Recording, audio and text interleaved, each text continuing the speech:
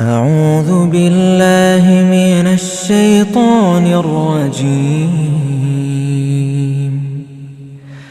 بسم الله الرحمن الرحيم. الحمد لله الذي أنزل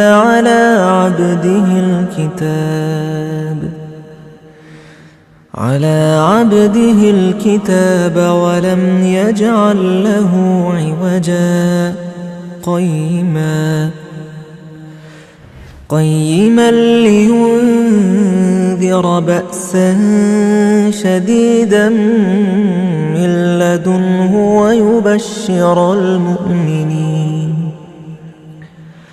ويبشر المؤمنين الذين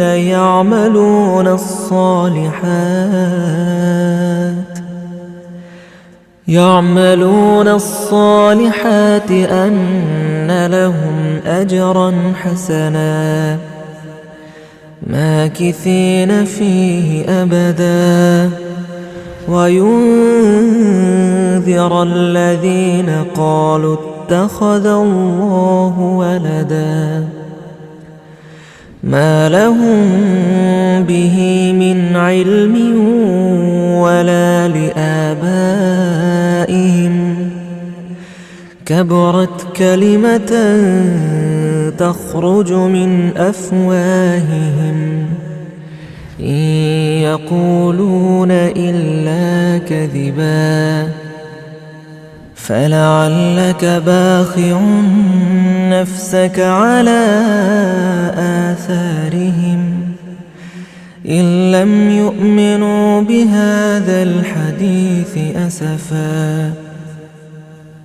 إنا جعلنا ما على الأرض زينة لها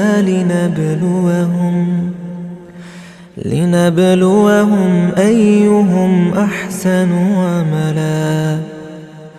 وإنا لجاعلون ما عليها صعيدا جرزا أم حسبت أن أصحاب الكهف والرقيم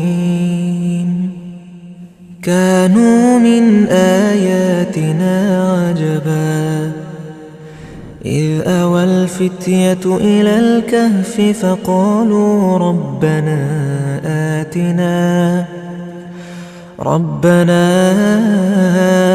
آتنا من لدنك رحمة وهيئ لنا من أمرنا رشدا فضربنا على آذانهم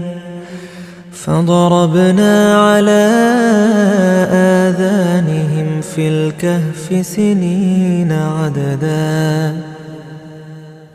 ثم بعثناهم لنعلم أي الحزبين أحصى لما لبثوا أمدا نحن نقص عليك نبأهم بالحق إنهم فتية آمنوا بربهم وزدناهم هدى وربطنا على قلوبهم إذ قاموا فقالوا ربنا رب السماوات والأرض لن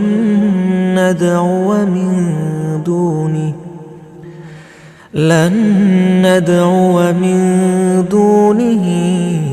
إلها لقد قلنا إذا شططا هؤلاء قومنا اتخذوا من دونه آلهة لولا يأتون عليهم بسلطان بين فمن أظلم ممن افترى على الله كذبا وإذ اعتزلتموهم وما يعبدون إلا الله فأووا إلى الكهف ينشر لكم ربكم من رحمته ويهيئ لكم من أمركم مرفقا وترى الشمس إذا طلعت تزاور عن كهفهم ذات اليمين وإذا غربت تقرضهم ذات الشمال وهم في فجوة منه ذلك من آيات الله من يهد الله فهو المهتد ومن يضلل فلن تجد له وليا مرشدا وتحسبهم أيقاظا وهم رقود ونقلبهم ذات اليمين وذات الشمال وكلبهم باسط ذراعيه بالوصيد لو اطلعت عليهم لوليت منهم فرارا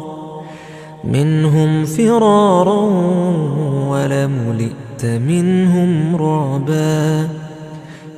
وكذلك بعثناهم ليتساءلوا بينهم قال قائل منهم كم لبثتم قالوا لبثنا يوما أو بعض يوم قالوا ربكم أعلم بما لبثتم فابعثوا أحدكم بورقكم هذه إلى المدينة فلينظر أيها أزكى طعاما فليأتكم برزق منه وليتلطف ولا يشعرن بكم أحدا إنهم إن يظهروا عليكم يرجموكم أو يعيدوكم في ملتهم ولن تفلحوا إذن أبدا وكذلك أعثرنا عليهم ليعلموا أن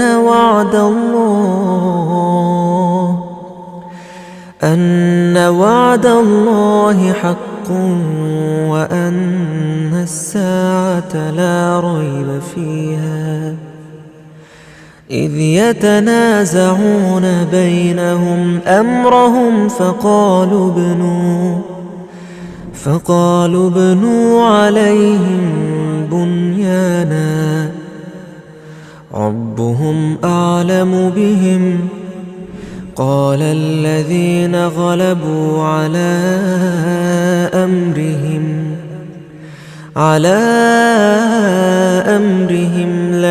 لنتخذن عليهم مسجدا سيقولون ثلاثة رابعهم كلبهم ويقولون خمسة سادسهم كلبهم رجما بالغيب ويقولون سبعة وثامنهم كلبهم قل ربي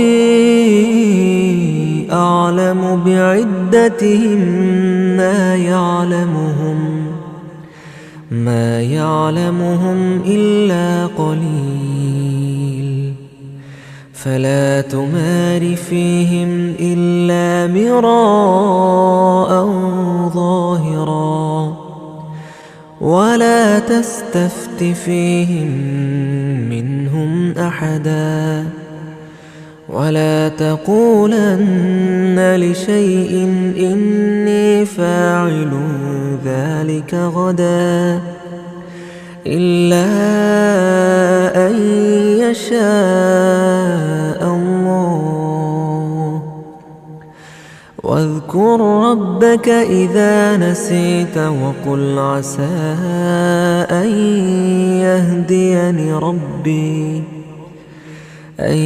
يهديني ربي لأقرب من هذا رشدا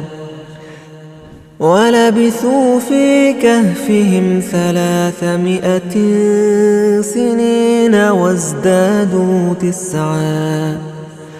قل الله أعلم بما لبثوا له غيب السماوات والأرض أبصر به وأسمع ما لهم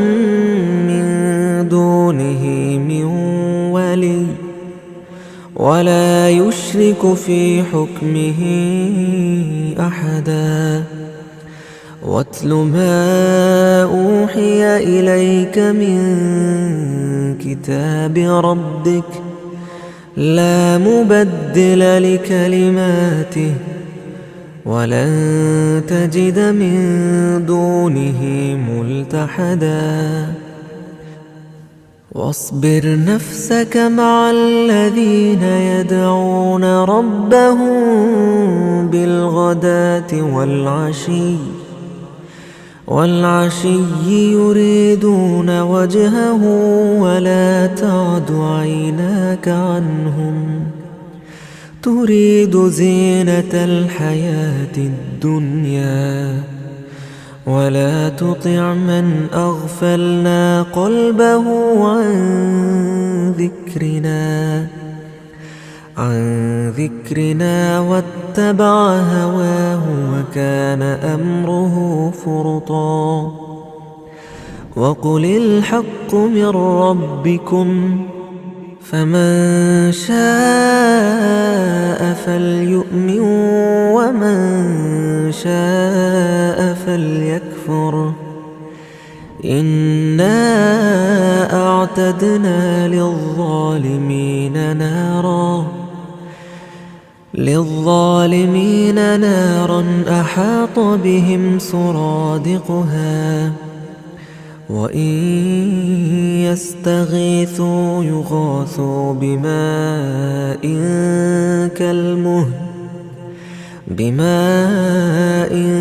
كالمهل يشوي الوجوه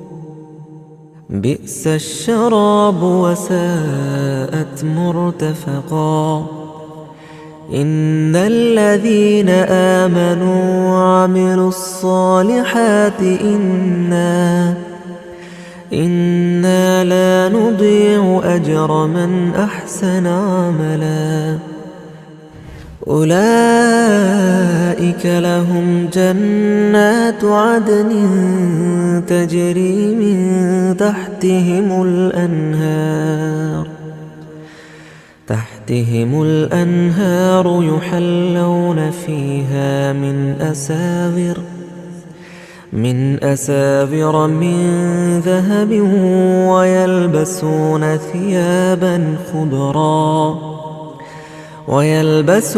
ثيابا خضرا من سندس وإستبرق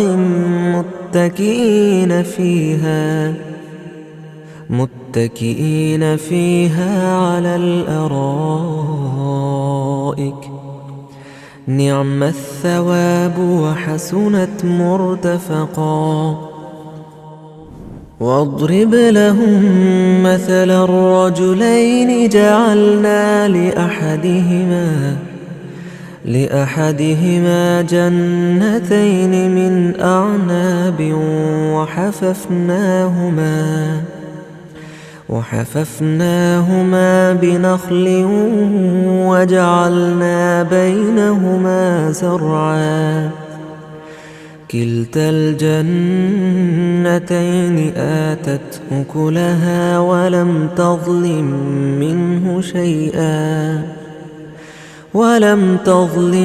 منه شيئا وفجرنا خلالهما نهرا وكان له ثمر فقال لصاحبه وهو يحاوره أنا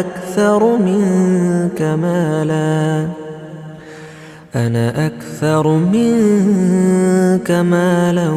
وأعز نفرا ودخل جنته وهو ظالم لنفسه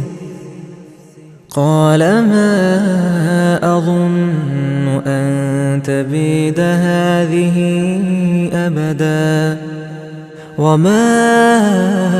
أظن الساعة قائمة ولئن رددت إلى ربي لأجدن خيرا منها منقلبا قال له صاحبه وهو يحاوره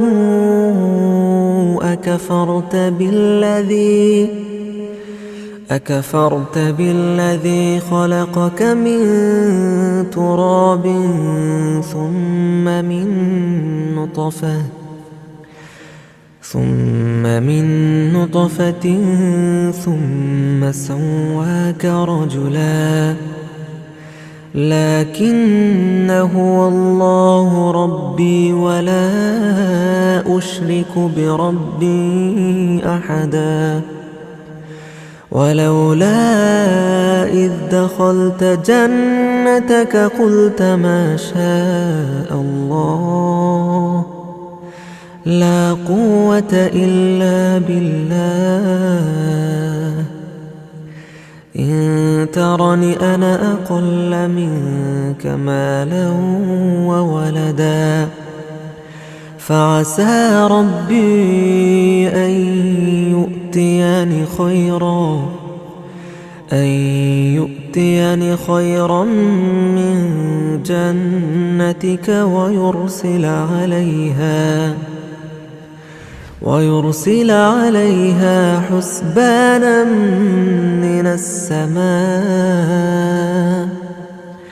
من السماء فتصبح صعيدا زلقا أو يصبح ماؤها غورا فلن تستطيع له طلبا وأحيط بثمره فأصبح يقلب كفيه على ما أنفق فيها وهي خاوية على عروشها ويقول يا ليتني لم أشرك بربي أحدا ولم تكن له فئة ينصرونه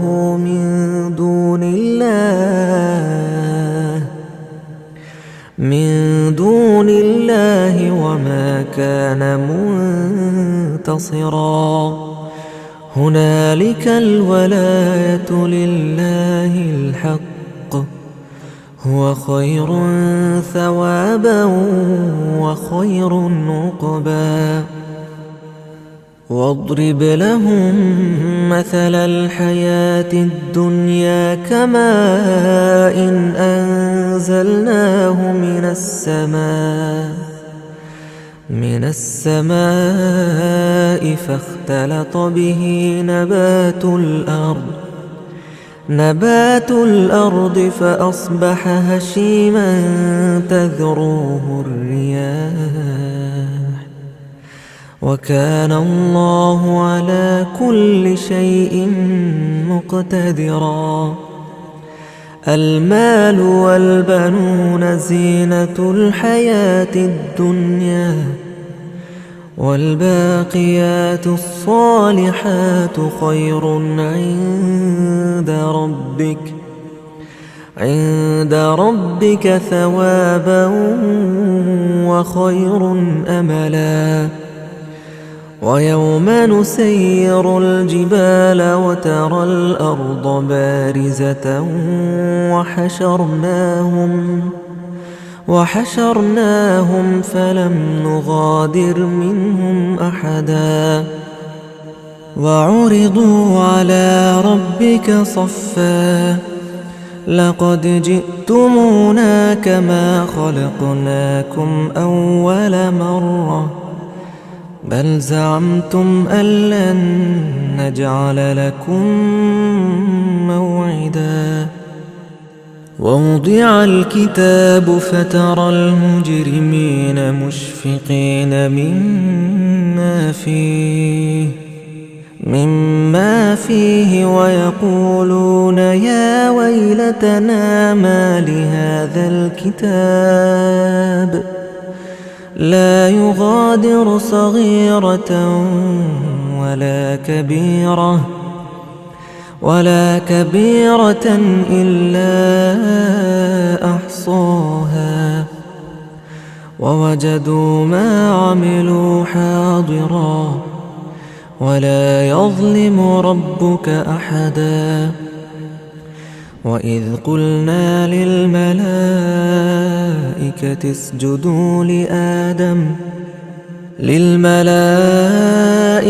اسجدوا لآدم فسجدوا إلا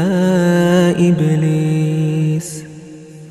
كان من الجن ففسق عن أمر ربه أفتتخذونه وذريته أولياء من دوني وهم لكم عدو بئس للظالمين بدلا. ما أشهدتهم خلق السماوات والأرض ولا خلق أنفسهم وما كنت متخذ المضلين عضدا. ويوم يقول نادوا شركائي الذين زعمتم فدعوهم فلم يستجيبوا لهم وجعلنا بينهم موبقا. ورأى المجرمون النار فظنوا أنهم مواقعوها ولم يجدوا عنها مصرفا. ولقد صرفنا في هذا القرآن للناس من كل مثل وكان الإنسان أكثر شيء جدلا. وما منع الناس أن يؤمنوا إذ جاءهم الهدى ويستغفروا ربهم إلا أن تأتيهم سنة الأولين أو يأتيهم العذاب قبلا. وما نرسل المرسلين إلا مبشرين ومنذرين ويجادل الذين كفروا بالباطل ليدحضوا به الحق واتخذوا واتخذوا آياتي وما أنذروا هزوا ومن أظلم ممن ذكر بآيات ربه فأعرض عنها ونسي ما قدمت يداه إنا جعلنا على قلوبهم أكنة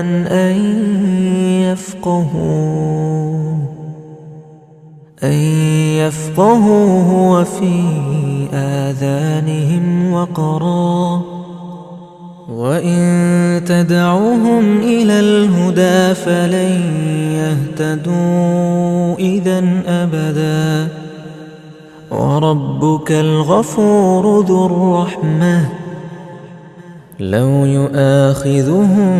بما كسبوا لعجل لهم العذاب بل لهم موعد لن يجدوا من دونه موئلا وتلك القرى أهلكناهم لما ظلموا وجعلنا لمهلكهم موعدا وإذ قال موسى لفتاه لا أبرح حتى أبلغ مجمع البحرين أو أمضي حقبا فلما بلغا مجمع بينهما نسيا حوتهما فاتخذ سبيله في البحر سربا فلما جاوزا قال لفتاه آتنا غداءنا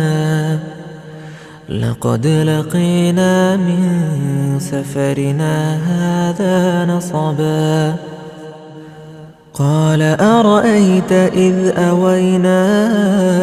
إلى الصخرة فإني نسيت الحوت وما أنسانيه إلا الشيطان أن أذكره واتخذ سبيله في البحر عجبا قال ذلك ما كنا نبغ فارتدا على آثارهما قصصا فوجدا عبدا من عبادنا آتيناه رحمة من عندنا وعلمناه من لدنا علما قال له موسى هل أتبعك على أن تعلمني مما علمت رشدا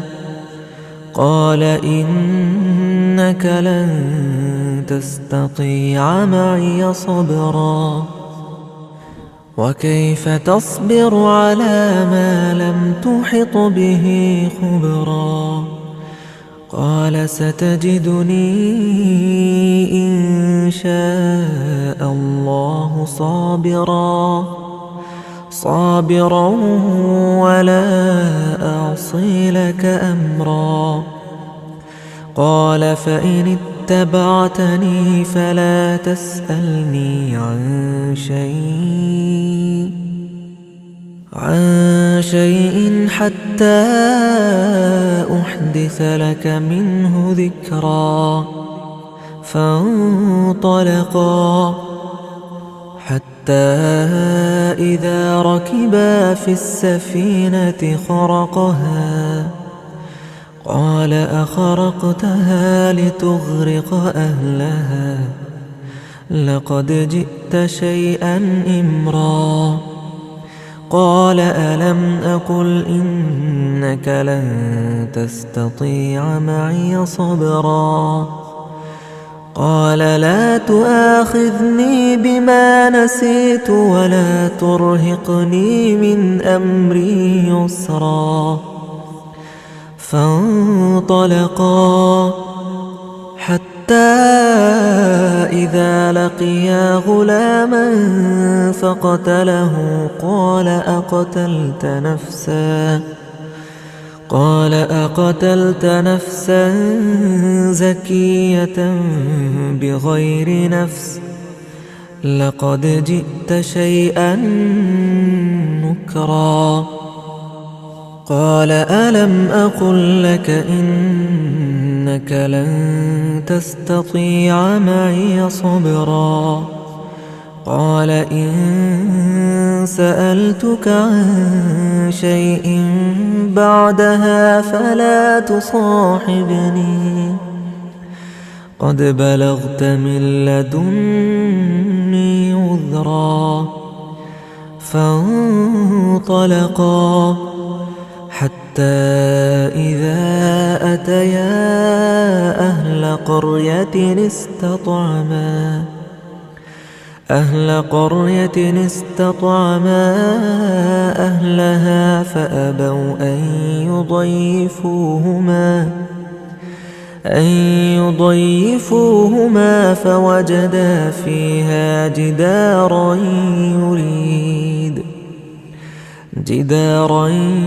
يريد أن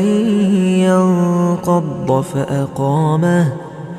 قال لو شئت لاتخذت عليه أجرا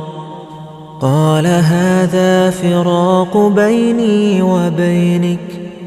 سأنبئك بتأويل ما لم تسطع عليه صبرا أما السفينة فكانت لمساكين يعملون في البحر فأردت أن أعيبها وكان وراءهم ملك يأخذ كل سفينة غصبا وأما الغلام فكان أبواه مؤمنين فخشينا أن يرهقهما طغيانا وكفرا فأردنا أن يبدلهما ربهما خيرا منه زكاة وأقرب رحما وأما الجدار فكان لغلامين يتيمين في المدينة وكان تحته كنز لهما وكان أبوهما صالحا فأراد ربك أن يبلغا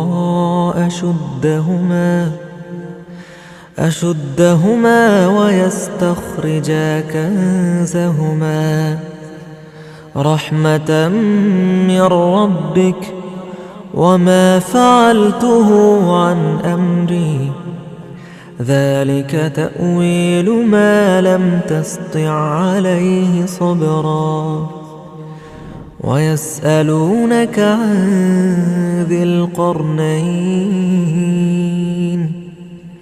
قل سأتلو عليكم منه ذكرا إنا مكنا له في الأرض وآتيناه من كل شيء سببا فأتبع سببا حتى إذا بلغ مغرب الشمس وجدها تغرب في عين حمئة ووجد عندها قلنا يا ذا القرنين إما أن تعذب وإما أن تتخذ فيهم حسنا. قال أما من ظلم فسوف نعذبه ثم يرد إلى ربه فيعذبه عذابا نكرا. وأما من آمن وعمل صالحا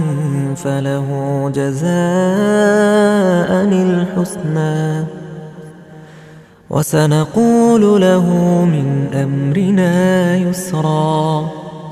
ثم أتبع سببا حتى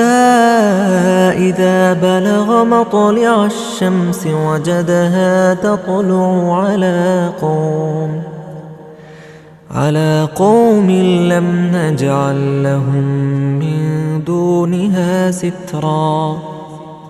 كذلك وقد أحطنا بما لديه خبرا. ثم أتبع سببا حتى إذا بلغ بين السدين وجد من دونهما قوما لا يكادون يفقهون قولا. قالوا يا ذا القرنين إن يأجوج ومأجوج مفسدون في الأرض فهل نجعل لك خرجا على أن تجعل بيننا وبينهم سدا. قال ما مكني فيه ربي خير فأعينوني بقوة أجعل بينكم وبينهم ردما. آتوني زبر الحديد حتى إذا ساوى بين الصدفين قال انفخوا حتى إذا جعله نارا قال آتوني أفرغ عليه قطرا. فما استطاعوا أن يظهروه وما استطاعوا له نقبا. قال هذا رحمة من ربي فإذا جاء وعد ربي جعله دكا وكان وعد ربي حقا. وتركنا بعضهم يومئذ يموج في بعض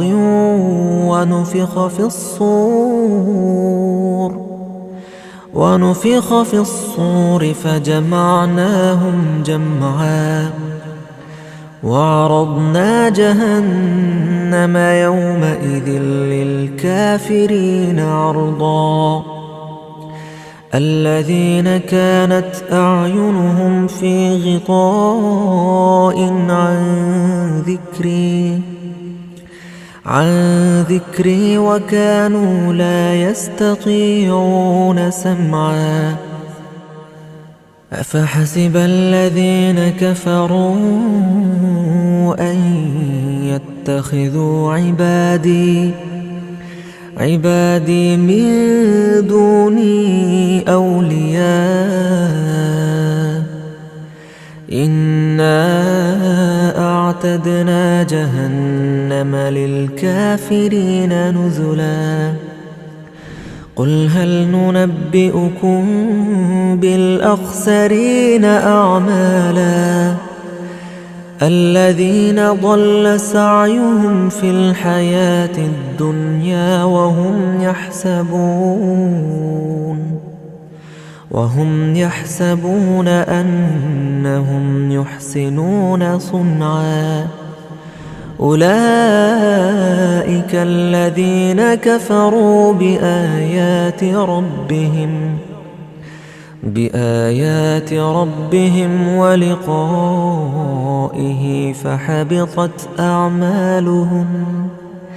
فحبطت أعمالهم فلا نقيم لهم يوم القيامة وزنا ذلك جزاؤهم جهنم بما كفروا واتخذوا آياتي ورسلي هزوا إن الذين آمنوا وعملوا الصالحات كانت لهم جنات الفردوس نزلا خالدين فيها لا يبغون عنها حولا قل لو كان البحر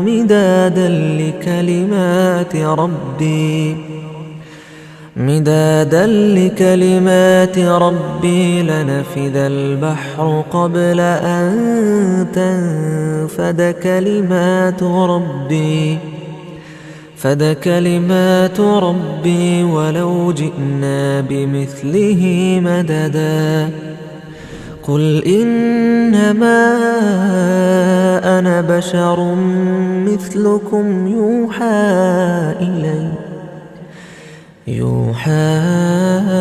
إلي أنما إلهكم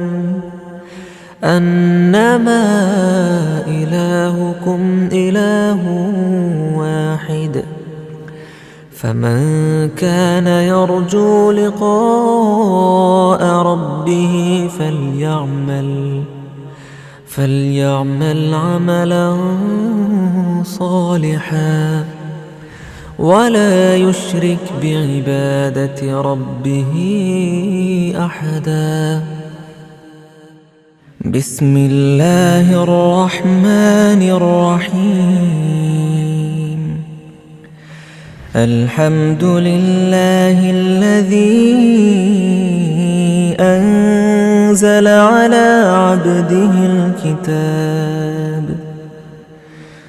على عبده الكتاب ولم يجعل له عوجا قيما لينذر بأسا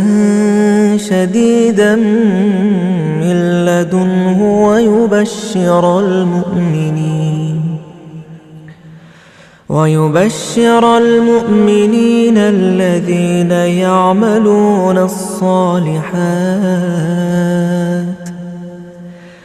يعملون الصالحات أن لهم أجرا حسنا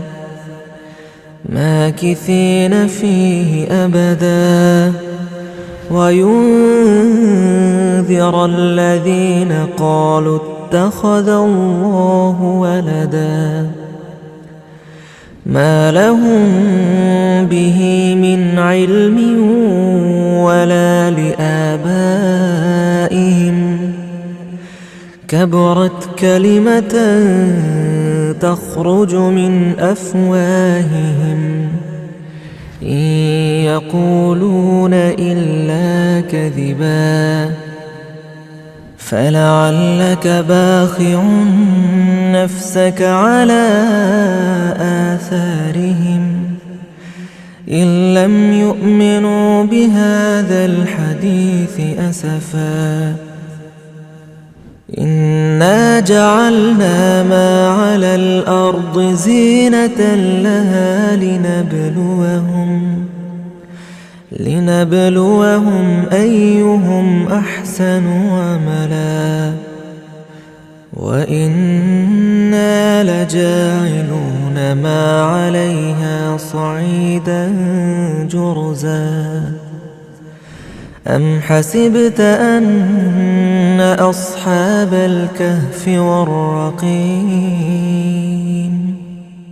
كانوا من آياتنا عجبا إذ أوى الفتية إلى الكهف فقالوا ربنا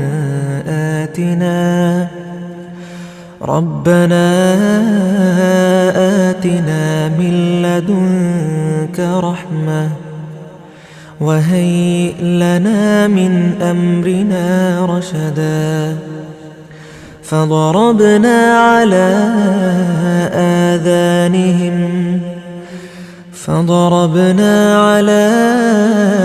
آذانهم في الكهف سنين عددا ثم بعثناهم لنعلم أي الحزبين أحصى لما لبثوا أمدا نحن نقص عليك نبأهم بالحق إنهم فتية آمنوا بربهم وزدناهم هدى وربطنا على قلوبهم إذ قاموا فقالوا ربنا رب السماوات والأرض لن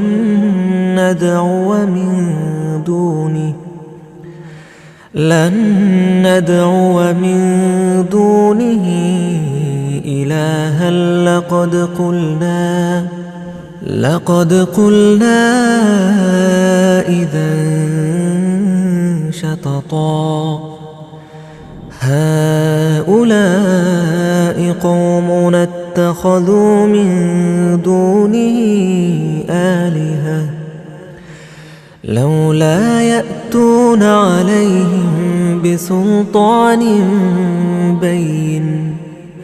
فمن أظلم ممن افترى على الله كذبا وإذ اعتزلتموهم وما يعبدون إلا الله فأووا إلى الكهف ينشر لكم ربكم من رحمته ويهيئ لكم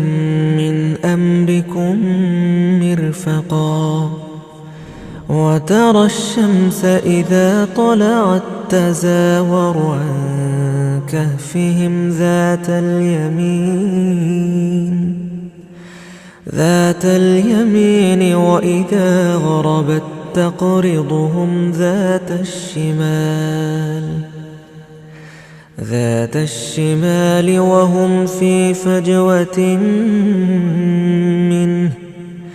ذلك من آيات الله من يهد الله فهو المهتد ومن يضلل فلن تجد له وليا مرشدا وتحسبهم أيقاظا وهم رقود ونقلبهم ذات اليمين وذات الشمال وكلبهم باسط ذراعيه بالوصيد لو اطلعت عليهم لوليت منهم فرارا ولملئت منهم رعبا وكذلك بعثناهم ليتساءلوا بينهم قال قائل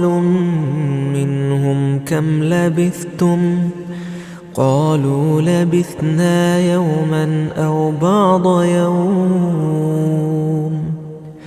قالوا ربكم أعلم بما لبثتم فابعثوا أحدكم بورقكم هذه إلى المدينة فلينظر أيها أزكى طعاما فليأتكم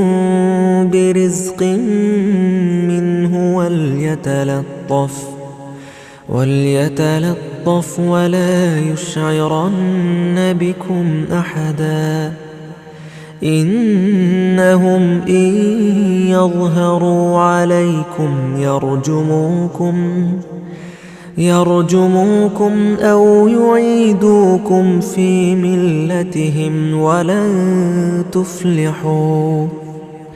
ولن تفلحوا إذن أبدا وكذلك أعثرنا عليهم ليعلموا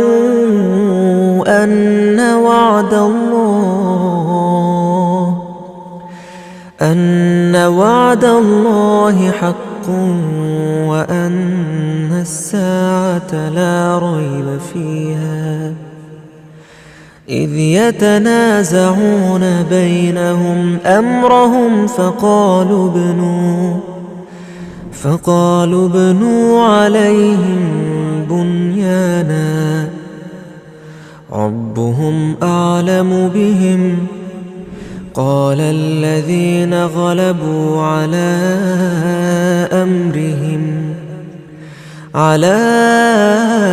أمرهم لنتخذن عليهم مسجدا سيقولون ثلاثة رابعهم كلبهم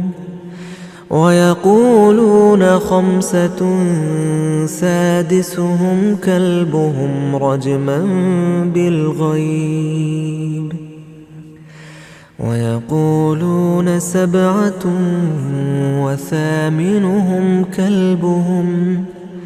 قل ربي أعلم بعدتهم ما يعلمهم إلا قليل فلا تمار فيهم إلا مراء ظاهرا ولا تستفت فيهم منهم أحدا ولا تقولن لشيء إني فاعل ذلك غدا إلا أن يشاء الله واذكر ربك إذا نسيت وقل عسى أن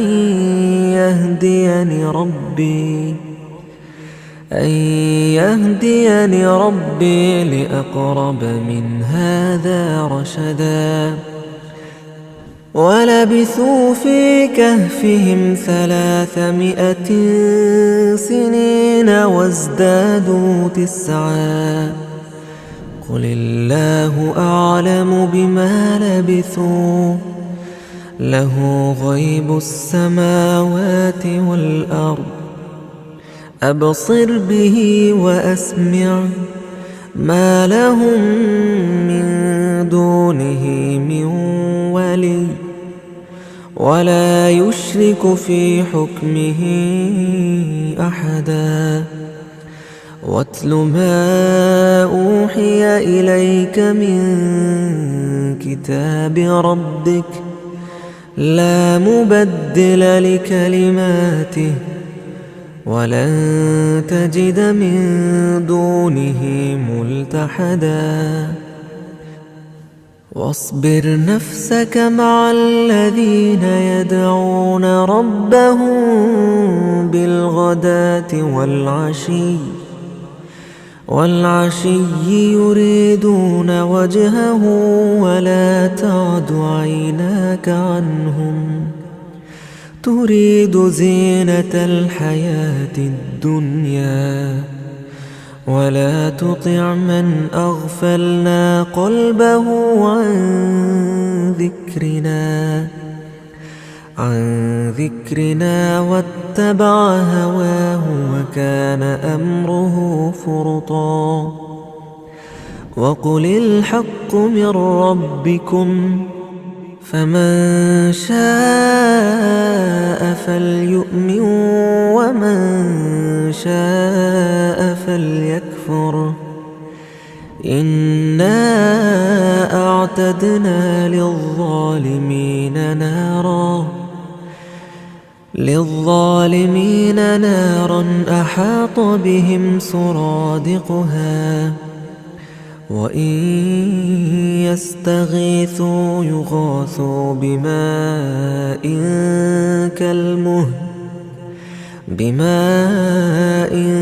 كالمهل يشوي الوجوه بئس الشراب وساءت مرتفقا. إن الذين آمنوا وعملوا الصالحات إنا لا نضيع أجر من أحسن عملا. أولئك لهم جنات عدن تجري من تحتهم الأنهار يحلون فيها من أساور من ذهب ويلبسون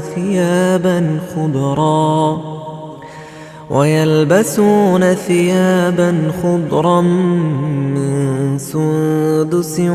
وإستبرق متكئين فيها على الأرائك نعم الثواب وحسنت مرتفقا. واضرب لهم مثل الرجلين جعلنا لأحدهما جنتين من أعناب وحففناهما بنخل وجعلنا بينهما زرعا كلتا الجنتين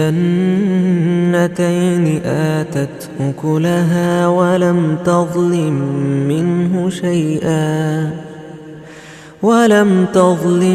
منه شيئا وفجرنا خلالهما نهرا وكان له ثمر فقال لصاحبه وهو يحاوره أنا أكثر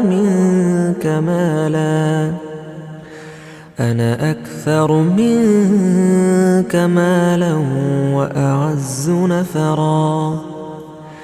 ودخل جنته وهو ظالم لنفسه قال ما أظن أن تبيد هذه أبدا وما أظن الساعة قائمة ولئن رددت إلى ربي لأجدن خيرا منها منقلبا. قال له صاحبه وهو يحاوره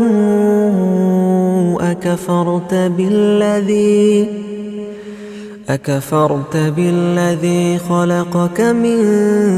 تراب ثم من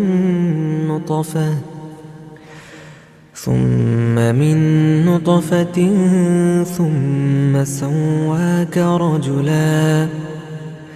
لكن هو الله ربي ولا أشرك بربي أحدا. ولولا إذ دخلت جنتك قلت ما شاء الله لا قوة إلا بالله. إن ترني أنا أقل منك مالا وولدا فعسى ربي أن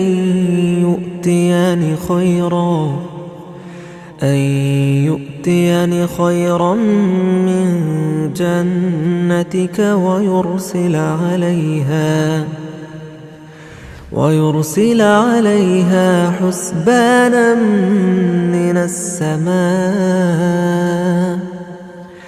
من السماء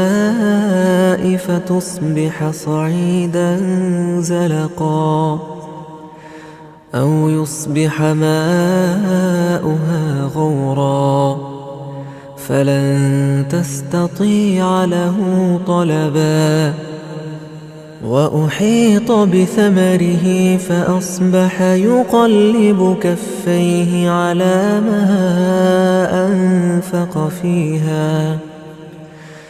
أنفق فيها وهي خاوية على عروشها ويقول يا ليتني لم أشرك بربي أحدا ولم تكن له فئة ينصرونه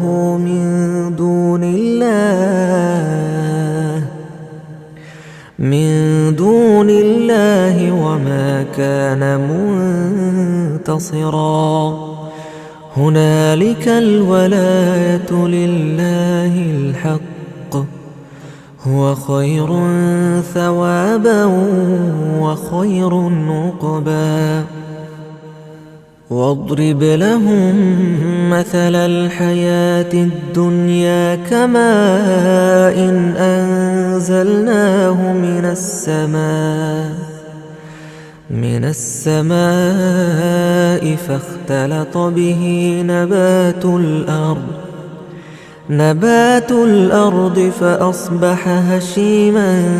تذروه الرياح وكان الله على كل شيء مقتدرا. المال والبنون زينة الحياة الدنيا والباقيات الصالحات خير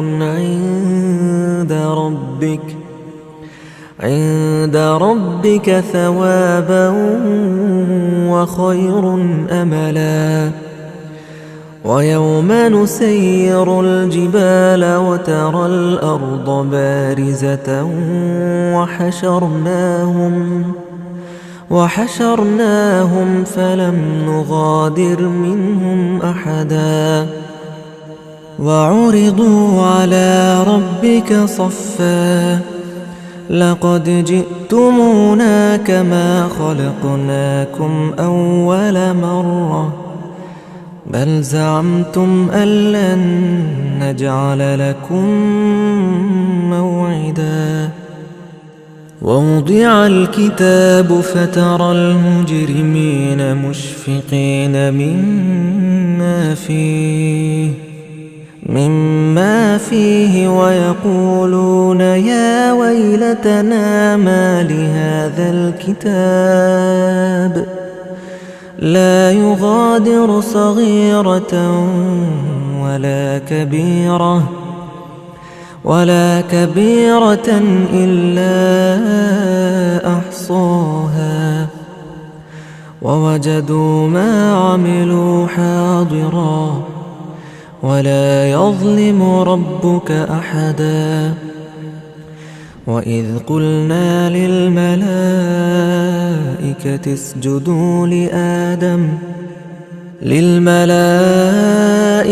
اسجدوا لآدم فسجدوا إلا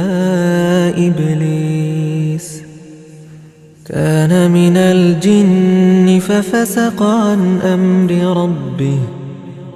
أفتتخذونه وذريته أولياء من دوني وهم لكم عدو بئس للظالمين بدلا ما أشهدتهم خلق السماوات والأرض ولا خلق أنفسهم وما كنت متخذ المضلين عضدا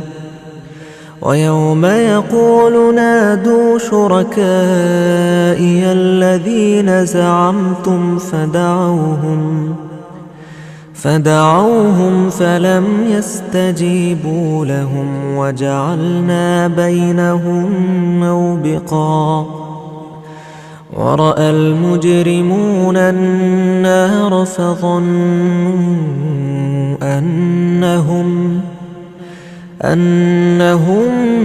مواقعوها ولم يجدوا عنها مصرفا ولقد صرفنا في هذا القرآن للناس من كل مثل وكان الإنسان أكثر شيء جدلا وما منع الناس أن يؤمنوا إذ جاءهم الهدى ويستغفروا ربهم إلا أن تأتيهم سنة الأولين أو يأتيهم العذاب قبلا وما نرسل المرسلين إلا مبشرين ومنذرين ويجادل الذين كفروا بالباطل ليدحضوا به الحق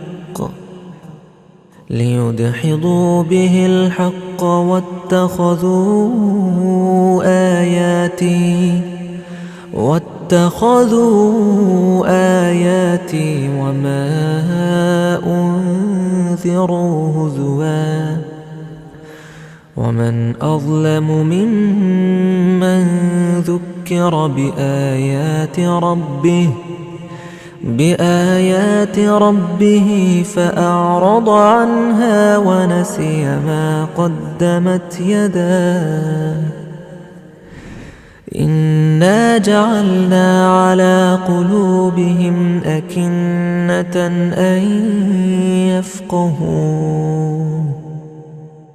أن يفقهوه وفي آذانهم وقرا وإن تدعوهم إلى الهدى فلن يهتدوا إذا أبدا وربك الغفور ذو الرحمة لو يؤاخذهم بما كسبوا لعجل لهم العذاب بل لهم موعد لن يجدوا من دونه موئلا وتلك القرى أهلكناهم لما ظلموا وجعلنا لمهلكهم موعدا وإذ قال موسى لفتاه لا أبرح حتى أبلغ مجمع البحرين أو أمضي حقبا فلما بلغا مجمع بينهما نسيا حوتهما فاتخذ سبيله في البحر سربا فلما جاوزا قال لفتاه آتنا غداءنا لقد لقينا من سفرنا هذا نصبا قال أرأيت إذ أوينا إلى الصخرة فإني نسيت الحوت وما أنسانيه إلا الشيطان أن أذكره واتخذ سبيله في البحر عجبا قال ذلك ما كنا نبغ فارتدا على آثارهما قصصا فوجدا عبدا من عبادنا آتيناه رحمة من عندنا وعلمناه من لدنا علما قال له موسى هل أتبعك على أن تعلمني مما علمت رشدا قال إنك لن تستطيع معي صبرا وكيف تصبر على ما لم تحط به خبرا قال ستجدني إن شاء الله صابرا ولا أعصي لك أمرا قال فإن اتبعتني فلا تسألني عن شيء حتى أحدث لك منه ذكرا فانطلقا حتى إذا ركبا في السفينة خرقها قال أخرقتها لتغرق أهلها لقد جئت شيئا إمرا قال ألم أقل إنك لن تستطيع معي صبرا قال لا تؤاخذني بما نسيت ولا ترهقني من أمري يسرا فانطلقا حتى إذا لقيا غلاما فقتله قال أقتلت نفسا زكية بغير نفس لقد جئت شيئا نكرا قال ألم أقل لك إنك لن تستطيع معي صبرا قال إن سألتك عن شيء بعدها فلا تصاحبني قد بلغت من لدني عذرا فانطلقا حتى إذا أتيا أهل قرية استطعما أهلها فأبوا أن يضيفوهما فوجدا فيها جدارا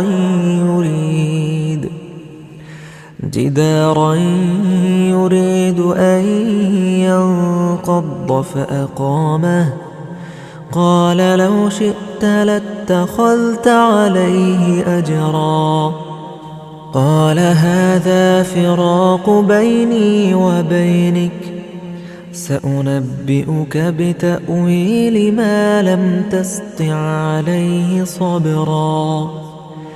أما السفينة فكانت لمساكين يعملون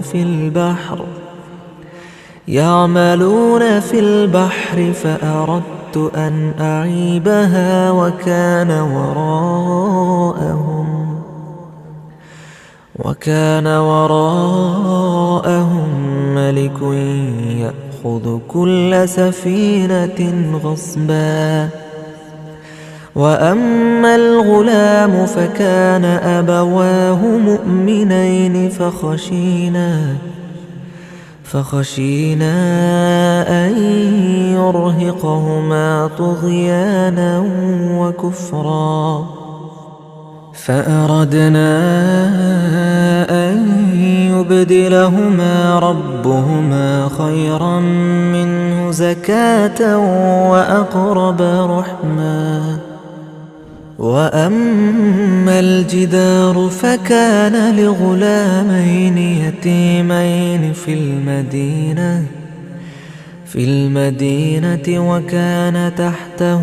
كنز لهما وكان أبوهما صالحا، فأراد ربك أن يبلغا أشدهما ويستخرجا كنزهما رحمة من ربك وما فعلته عن أمري ذلك تأويل ما لم تسطع عليه صبرا. ويسألونك عن ذي القرنين قل سأتلو عليكم منه ذكرا. إنا مكنا له في الأرض وآتيناه من كل شيء سببا، فأتبع سببا حتى إذا بلغ مغرب الشمس وجدها تغرب في عين حمئة ووجد عندها قوما قلنا يا ذا القرنين إما أن تعذب وإما أن تتخذ فيهم حسنا. قال أما من ظلم فسوف نعذبه ثم يرد إلى ربه فيعذبه عذابا نكرا. وأما من آمن وعمل صالحا فله جزاء الحسنى وسنقول له من أمرنا يسرا. ثم أتبع سببا حتى إذا بلغ مطلع الشمس وجدها تطلع على قوم لم نجعل لهم من دونها سترا. كذلك وقد أحطنا بما لديه خبرا. ثم أتبع سببا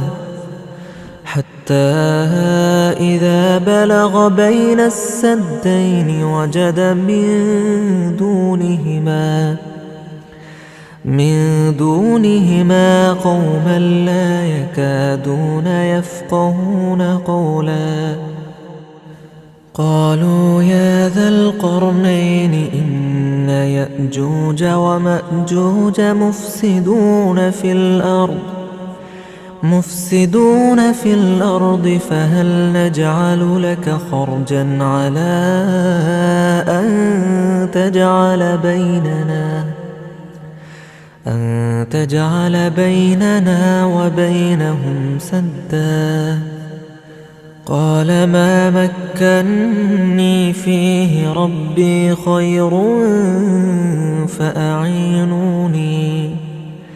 فأعينوني بقوة أجعل بينكم وبينهم ردما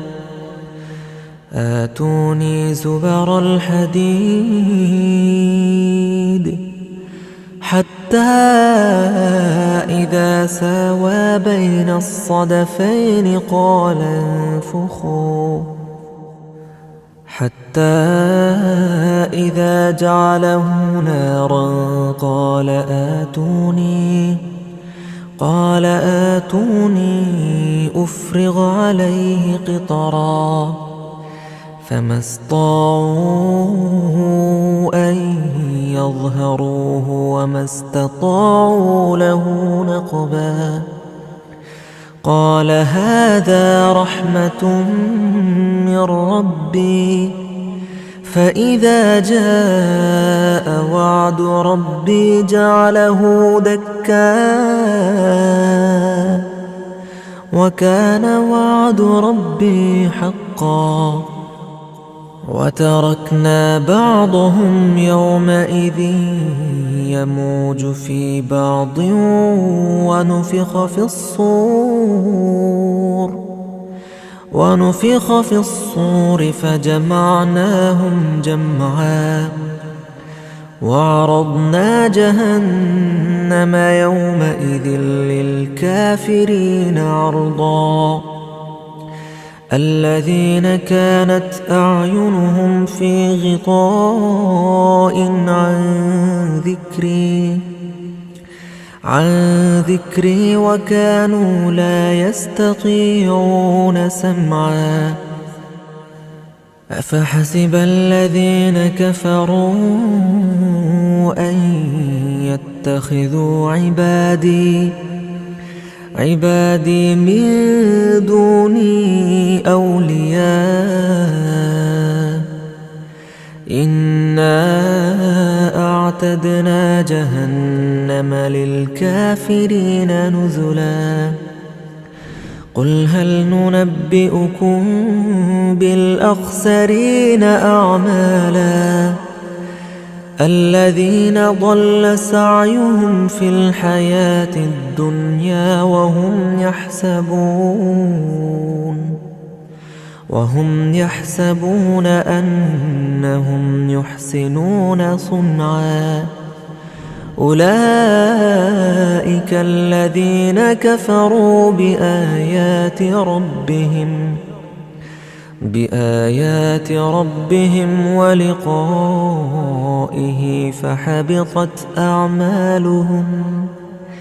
فحبطت أعمالهم فلا نقيم لهم يوم القيامة وزنا ذلك جزاؤهم جهنم بما كفروا واتخذوا آياتي ورسلي هزوا إن الذين آمنوا وعملوا الصالحات كانت لهم جنات الفردوس نزلا خالدين فيها لا يبغون عنها حولا قل لو كان البحر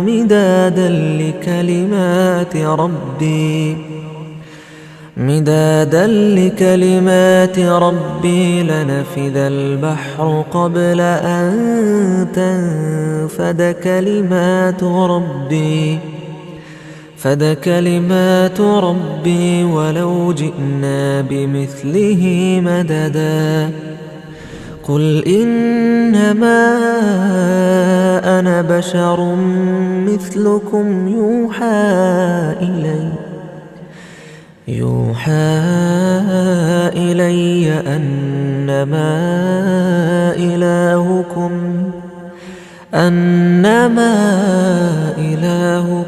إله واحد فمن كان يرجو لقاء ربه فليعمل عملا